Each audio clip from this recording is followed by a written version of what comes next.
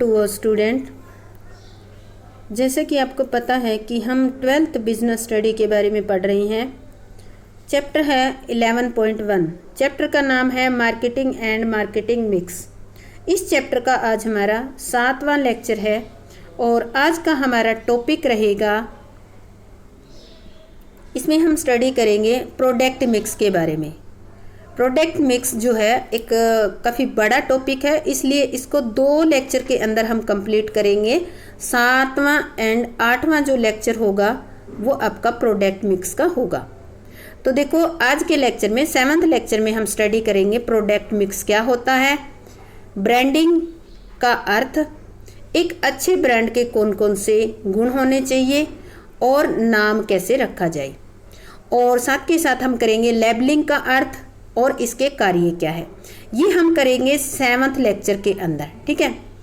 ये हमारा जो प्रोडक्ट मिक्स है उसका 7th लेक्चर के अंदर करेंगे और पैकेजिंग का हम करेंगे 8वें लेक्चर के अंदर।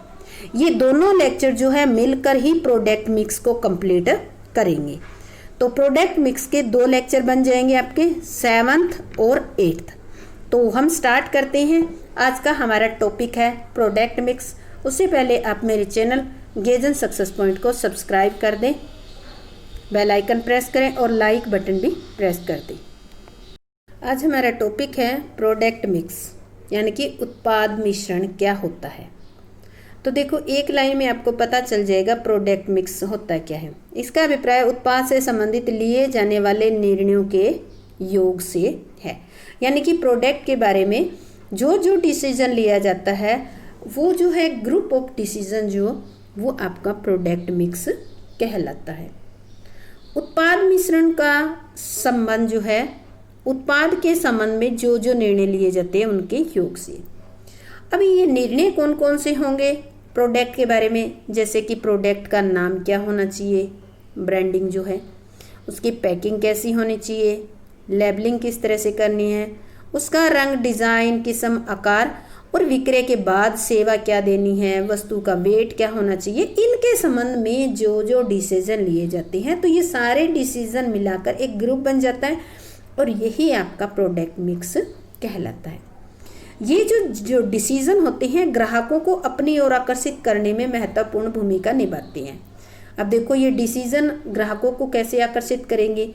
हम डिज़ाइन के बारे में डिसीजन लेते हैं कि डिज़ाइन हमारा यूनिक होना चाहिए, रंग हमारा अच्छा होना चाहिए, उसके ऊपर लेबल, उसकी पैकिंग, उसकी वैरायटी, उसका साइज़, ये सारी चीज़ें जो हैं अगर हम सोच समझ कर यूज़ करते हैं अपने प्रोडक्ट के बारे में, तो जो प्रोडक्ट अट्रैक्टिव हो जाता है और कस्टमर को अपनी तरफ अट्रैक्ट करता है। तो ये जो है हमने जो डिसीजन देखे हैं इनको हम प्रोडक्ट मिक्स के अंदर डिटेल से स्टडी करेंगे, जिसमें सबसे पहले जो है हम इसमें जो मोटे मोटे तौर पे हम कहें तो 3 को ही डिटेल से स्टडी करेंगे। इसमें ब्रांडिंग आ गया, पैकेजिंग व लेबलिंग के बारे में हम डिटेल में स्टडी करेंगे। तो सबसे पहला हमारा ब्रांडिंग। ब्रांड क्या होता है? Distinct identification of A brand product. तो देखो, इससे आपको पता चल जाएगा कि ब्रांड होता क्या है। ये है आपका ब्रांड, क्या नाम है इसका? Air India. ये ब्रांड नेम, अगर देखो इन्होंने ब्रांड और ब्रांड नेम में डिफरेंस किया गया, इसको थोड़ा सा अट्रैक्टिव कर दिया है। और नेम तो जैसे आप सिंपल लिखते हो रनिंग फॉर्म में, वो नेम हो गया। अब मार्क क्या है? अब देखो, ब्रांड मार्क्स, ये जो है मार्क्स जो है, ये देखो ये पिक्चर बना रखी है इस तरह से इन्होंने डेकोरेट करके, एयर इंडिया। ये क्या है? आपका ब्रांड मार्क है, इसको मार्क कहेंगे। अब जो है ट्रेड मार्क्स है वो क्या होता है? ए brand registered under trademark act 1999 with government of India. अगर आपका ये ब्रांड जो नेम है और इसके साथ एक पिक्चर, अगर इस एक्ट के अंदर आप रजिस्टर्ड करवा लेते हो तो वो क्या बन जाता है? आपका ट्रेडमार्क बन जाता है। और ट्रेडमार्क बनने का ये बेनिफिट होता है कि कोई और जो बिजनेसमैन है या कोई और जो है वो आपका यूज़ नहीं कर सकता, वो आपका पर्सनल बन जाता है। तो ये था आपका ब्रांडिंग, नामकरण, ब्रांडिंग। देखो, ब्रांडिंग इसका अभिप्राय है नामकरण का अभिप्राय उस प्रक्रिया से है, एक प्रोसेस से है जिसके द्वारा उत्पाद की विशेष पहचान स्थापित की जाती है। नाम के द्वारा ही पहचान स्थापित की जाती है। ब्रांड जो होता है, इसका अभिप्राय उस विशेष शब्द, चिन्ह, वर्ण अथवा इसके मिश्रण से हो सकता है। इसमें कोई शब्द भी हो सकता है, चिन्ह भी हो सकता है, या कोई वर्ण अल्फ़ाबेट भी हो सकता है। उसको हम क्या कहेंगे? ब्रांड। इन तीनों, इनमें से कोई एक भी हो सकता है, तीनों का मिश्रण भी हो सकता है। जब हम बाजार में जाकर लक्स साबुन, Colin, glass cleaner, Samsung TV, Britannia Good Day biscuit, Bajaj Chetak scooter, Liberty जूता ये खरीदते हैं, तो उत्पादों के ये जो नाम हमने अभी बोले इतने सारे, ये और कुछ नहीं है, ये इनके ब्रांड ही है, ब्रांड नेम ही है। तो देखो, जो ब्रांड होता है उसके दो घटक होते, कंपोनेंट होती है। एक तो होता है ब्रांड नेम और एक होता है ब्रांड मार्क। किसी भी ब्रांड के दो घटक होती हैं, एक तो नेम और एक मार्क। उदाहरण के लिए एशियन पेंट जो है ब्रांड नेम है, ठीक है। एशियन पेंट क्या है? ब्रांड नेम है। और इसके पैकेज पे आपको एक गट्टू सा बना नजर आएगा, वो क्या है? मार्क है। इसी तरह जैसे कि हमने अभी एक एग्जांपल लिया था, ये क्या है? ब्रांड है। एयर इंडिया क्या है? ब्रांड नेम है, ठीक है। और ये साथ में एक पिक्चर होगी, ये क्या हो गया? ब्रांड मार्क हो गया। इस पिक्चर के अंदर आप देखोगे तो इसमें नेम भी है और पिक्चर भी है, तो ये आपके लिए क्या कहलाएगा? ब्रांड मार्क कहलाएगा। तो इस तरह से इसके दो घटक होते हैं, कौन कौन से? ब्रांड नेम और ब्रांड मार्क होती हैं, ठीक है। अब हम इनको डिटेल से स्टडी करेंगे। ब्रांड नाम को, इसका अभिप्राय ब्रांड के उस भाग से है जिसे बोला जा सकता है, इसको हम बोल सकते हैं। उदाहरण के लिए Asian paint, uncle chips, Lux, Dunlop, इन सबको हम बोल सकते हैं। जो पार्ट ब्रांड का बोला जाने वाला हो उसको ब्रांड नाम कहा जाता है।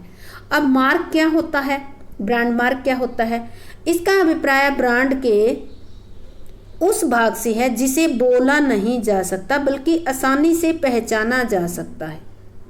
इसे बोला नहीं जाता बल्कि आसानी से पहचाना जाता है। जैसे एशियन पेंट का गट्टू, एशियन पेंट नाम है, वो ब्रांड नाम है। और जो गट्टू है, जो चिन्ह बना हुआ है, वो क्या है? इसका मार्क है। जैसे नाइक है, नाइक का चिन्ह क्या है? इस तरह से टिक का निशान है, तो वो क्या है? नाइक का ब्रांड मार्क है। जीवन बीमा निगम का योग क्षमा का एक बना हुआ है। ओनिडा का भूत नाम का भूत सा एक पिक्चर है, वो मार्क है।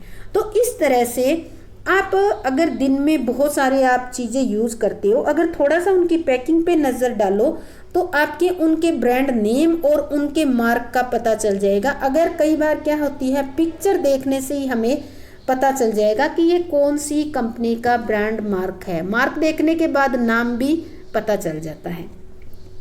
अब आता है थर्ड जो है इंपॉर्टेंट चीज, वो आती है ट्रेडमार्क। क्या होता है? देखो, जब एक ब्रांड का द ट्रेडमार्क एक्ट 1999 के अंतर्गत पंजीकरण रजिस्टर करा लिया जाता है तो वो ट्रेडमार्क बन जाता है। एक कंपनी के ट्रेडमार्क का प्रयोग किसी दूसरी कंपनी द्वारा नहीं किया जा सकता। ब्रांड, अभी देखो एक बात आती है, ब्रांड और ट्रेडमार्क में डिफरेंस क्या है? ये 1 मार्क्स का 2 मार्क्स का क्वेश्चन है आपका, ये डिफरेंस का, अंतर का, ब्रांड एंड ट्रेडमार्क्स में डिफरेंस। ये कहा जाता है कि सभी ट्रेडमार्क्स होते हैं वो क्या होते हैं? ब्रांड होते हैं, जबकि सभी ब्रांड जो है वो ट्रेडमार्क्स नहीं होते। क्यों नहीं होते? क्योंकि जो ब्रांड रजिस्टर्ड करवा लिया वही ट्रेडमार्क्स बनेगा, ठीक है।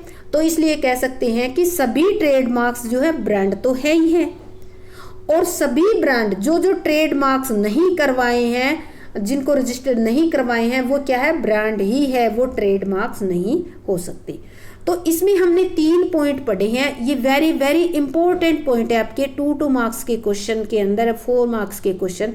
सबसे पहले आया ब्रांड, ब्रांड नेम आ गया, और ब्रांड मार्क्स और ट्रेडमार्क। ये तीनों पॉइंट बहुत ही इंपॉर्टेंट पॉइंट है। और इसके अंदर एक याद रखने वाली बात ये है कि ट्रेडमार्क एक्ट कौन सा है? 1999, जिसके अंदर ब्रांड को रजिस्टर करवा के उसको ट्रेडमार्क में कन्वर्ट किया जाता है। अब आती है बात कि एक अच्छे ब्रांड नेम के गुण क्या होने चाहिए। Quality of a good brand name. एक अच्छा ब्रांड नेम होता है, उसकी कुछ क्वालिटी होती है और वो होती है इसमें बहुत सारे ऐसे गुण होते हैं। जैसे सबसे पहला जो गुण है वो हम कहेंगे कि साधारण एवं सूक्ष्म, सिंपल एंड शॉर्ट होना चाहिए ब्रांड नेम। ब्रांड नेम साधारणतः साधारण और सूक्ष्म होना चाहिए। सूक्ष्म मतलब वो छोटा होना चाहिए, सिंपल होना चाहिए। यहाँ साधारण का अर्थ ये है कि वो देखने और सुनने में अजीब ना लगे, यानी कि आप जिस भी कंट्री में रह रहे हो उसके हिसाब से वो अजीब नहीं लगना चाहिए। सूक्ष्म का मतलब है कि वो छोटा होना चाहिए। जैसे कि आपने देखा है लक्स, उषा, टाटा, बाटा, बिनाका, डाल्टा, ये सारे क्या है, ये ब्रांड नेम ही है और ये सुनने में भी अजीब नहीं लग रहे और छोटे छोटे हैं ये। तो पहला इसकी क्वालिटी यही है कि सिंपल होना चाहिए और शॉर्ट होना चाहिए। दूसरा है इजी टू प्रोनाउंस, इजीली प्रोनाउंसेबल होना चाहिए, सरल उच्चारण होना चाहिए। ब्रांड नेम ऐसा होना चाहिए जिससे प्रत्येक व्यक्ति आसानी से बोल सके। जैसे टाटा, बाटा, 50-50, ये ऐसे नाम है जिनको एक बार अगर किसी ने सुन लिया, बोल लिया तो वो उसको याद रहते हैं और इजीली प्रोनाउंस भी किए जा सकती हैं। अब देखो इजीली प्रोनाउंसेबल के साथ साथ ये सजेस्टिव भी होने चाहिए। क्या होने चाहिए? सजेस्टिव, सुझाव देने वाले। ब्रांड नेम ऐसा होना चाहिए जो उत्पाद के गुण को भी बताए। जैसे हाजमोला, हाजमोला नाम सुनते ही दिमाग में आता है कि ये हाजमा ठीक करने की ओर संकेत कर रहा है। उजाला सफ़ेदी की ओर संकेत कर रहा है। तो इस तरह से नाम जो ब्रांड नेम है वो सजेस्टिव भी होना चाहिए, डिस्टिंक्टिव, भिन्न होना चाहिए। ब्रांड नेम ऐसा होना चाहिए जो सबसे अलग नजर आए।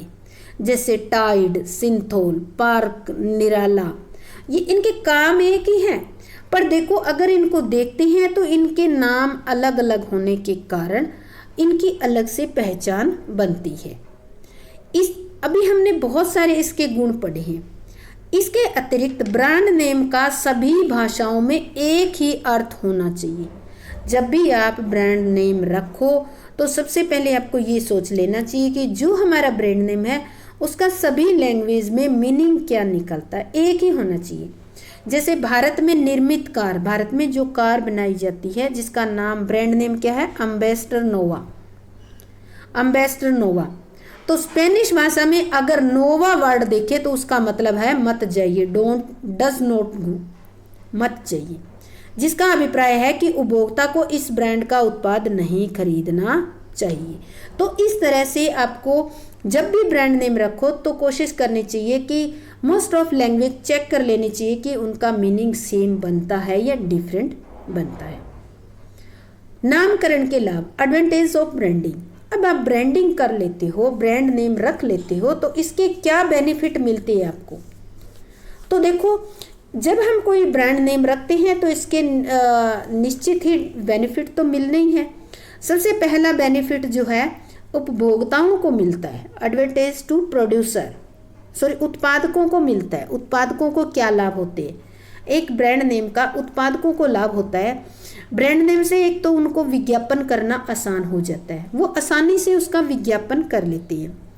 दूसरा, ब्रांड नेम से उत्पाद की स्थायी पहचान बन जाती है। एक बार पहचान बन जाती है तो वो मार्केट में बनी ही रहती है। ये नहीं है कि ब्रांड नेम तो चेंज होता नहीं, एक बार आपने रख लिया तो वो कंटिन्यू चलता है। ब्रांड नेम से पुनः विक्रय को प्रोत्साहित किया जाता है, रीसेलिंग को जो है मोटिवेट किया जाता है। ब्रांड नेम के प्रति निष्ठा से प्रतियोगिता का आसानी से सामना किया जा सकता है। अगर आपका ब्रांड नेम है, पब्लिक आपके प्रोडक्ट को यूज़ कर रही है और उस आपके प्रोडक्ट में निष्ठा है, यानी कि आपके प्रोडक्ट से कस्टमर को लगाव है, तो इस तरह से अगर लगाव है तो वो बार बार आपका प्रोडक्ट परचेज करेगा, तो इससे आप प्रतियोगिता में भी आसानी से टिके रहोगे, उसका सामना कर सकोगे। ये तो थे हमारे उत्पादकों को होने वाले लाभ ब्रांड नेम के। अब हम देखते हैं कि एक ब्रांड नेम रखने से उपभोक्ताओं को क्या लाभ होते हैं। एडवांटेज टू कस्टमर, देखो एक तो माल खरीदने में कम समय लगता है क्योंकि ब्रांड वाले उत्पादों को आसानी से पहचाना जा सकता है, उपभोक्ताओं को टाइम कम लगेगा। दूसरा है ब्रांड वाली वस्तुओं की क्वालिटी निसंदेह बहुत अच्छी होती है। थर्ड है ब्रांड वाली वस्तुओं के मूल्य निर्माता द्वारा निश्चित किए जाते हैं तो उनमें परिवर्तन नहीं होता।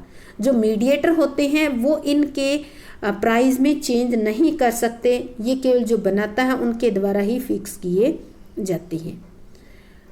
प्राय ब्रांड वाले उत्पादों की उपयोगिता की गारंटी दी जाती है, यानी कि जो ब्रांड प्रोडक्ट है वो अधिक उपयोगी होते हैं या उनकी उपयोगिता की गारंटी दी जाती है।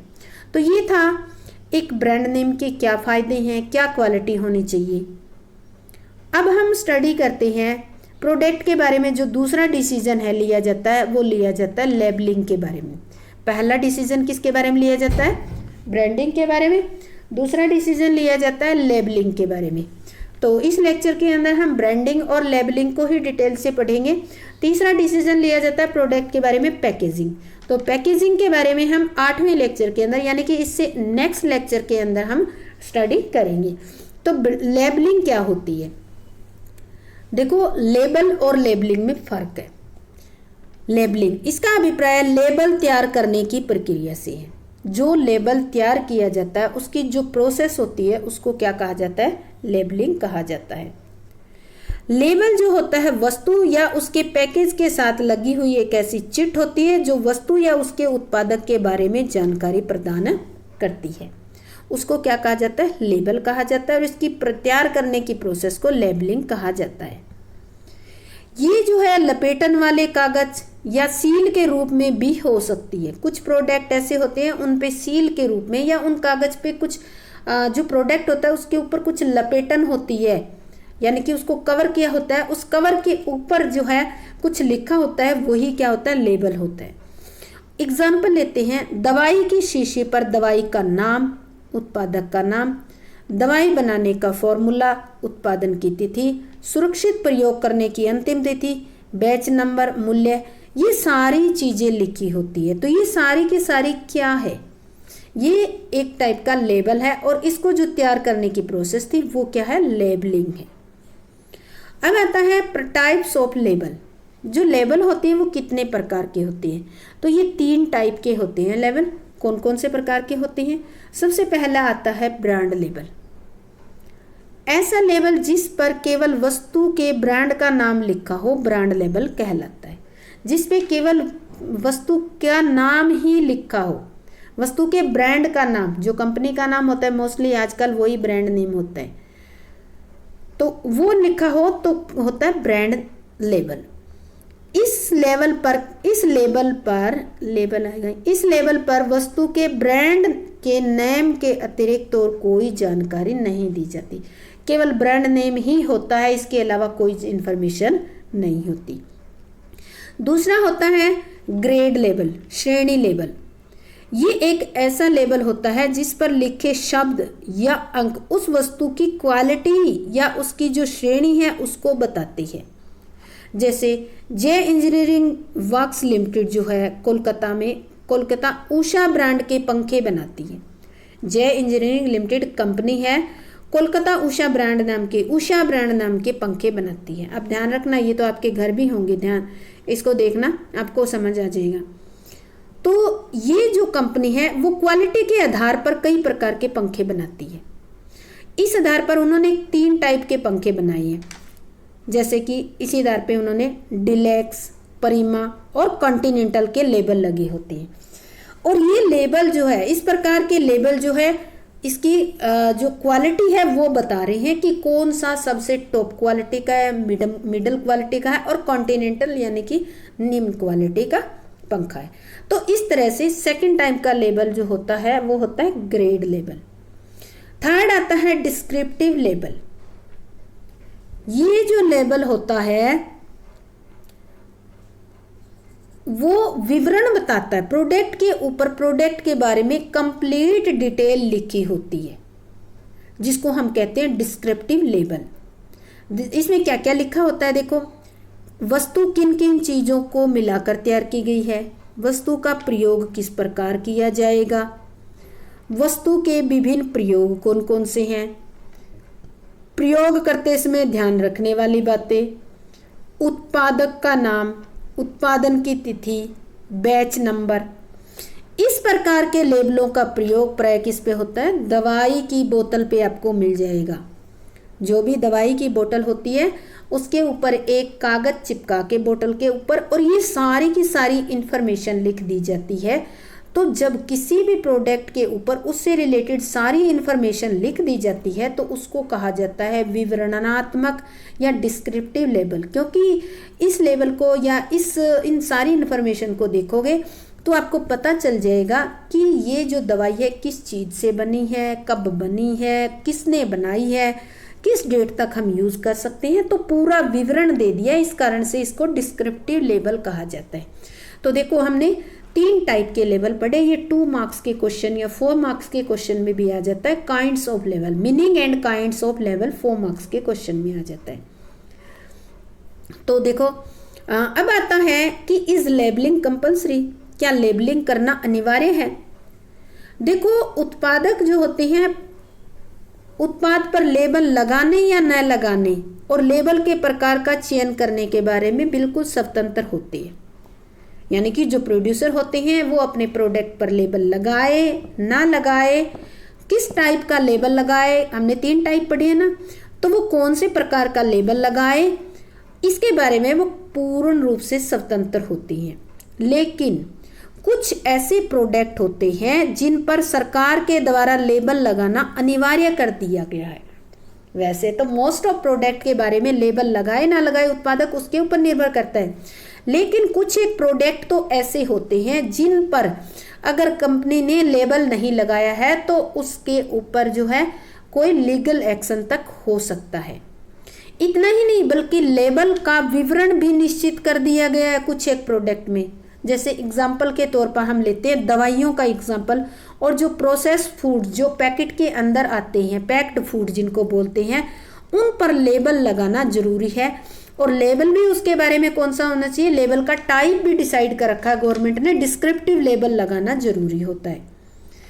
उस पर निर्धारित सूचनाएं अंकित करना, निर्धारित सूचनाएं मतलब डिस्क्रिप्टिव लेबल में सारी आती हैं। और आप अगर दवाई की बोतल देखोगे और प्रोसेस फूड यानी कि पैक्ड फूड अगर देखोगे तो उस पर आपको देखने को से पता चल जाएगा कि डिस्क्रिप्टिव जो लेबल है वो लिखा हुआ है। इसी प्रकार इसके साथ साथ इस लेबल के साथ साथ सेहत के लिए हानिकारक पदार्थों के लेबल पर वैधानिक चेतावनी लिखना भी जरूरी कर दिया है। जैसे पान सिगरेट वगैरह होती है, ये ऐसे प्रोडक्ट है जिनसे व्यक्ति के जीवन के लिए हानिकारक होते हैं, तो इनके ऊपर स्वास्थ्य के लिए हानिकारक है ऐसा वर्ड भी आपको देखने को मिलेगा। तो ये लिखना भी, डिस्क्रिप्टिव लेबल तो लिखना ही लिखना है। इसके साथ साथ कुछ एक प्रोडक्ट ऐसे हैं जिन पर ये वर्ड यानी कि स्वास्थ्य के लिए हानिकारक लिखना भी कंपलसरी है। जैसे दवाई की बोतल है उस पर लिखा जाता है बच्चों से दूर रखें, कृपया बच्चों से दूर रखें। तो कुछ एक ये जो है लेबल के साथ साथ कुछ एक ये जो टैगलाइंस ही है, जो चेतावनी संकेत जिनको कह सकते हो, ये भी लिखना अनिवार्य है।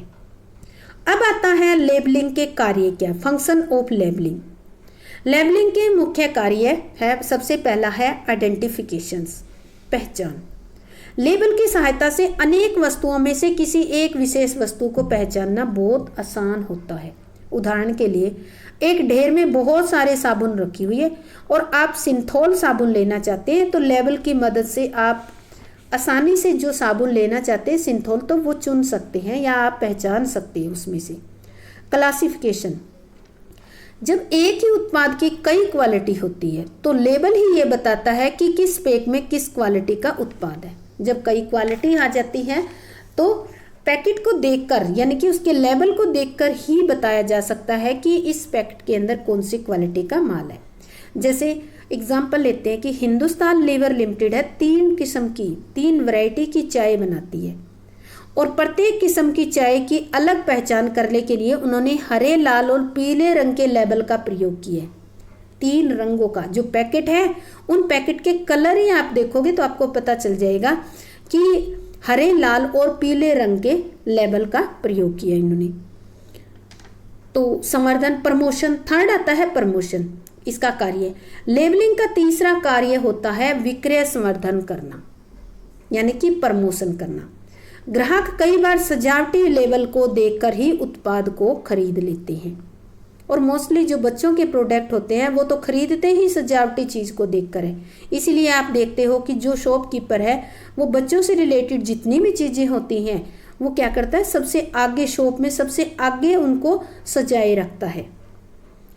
तो इस तरह से जो लेबल है वो प्रोत्साहित करने का भी काम करता है। आजकल लेबलिंग का विक्रय संवर्धन के एक महत्वपूर्ण उपाय के रूप में प्रयोग किया जाता है।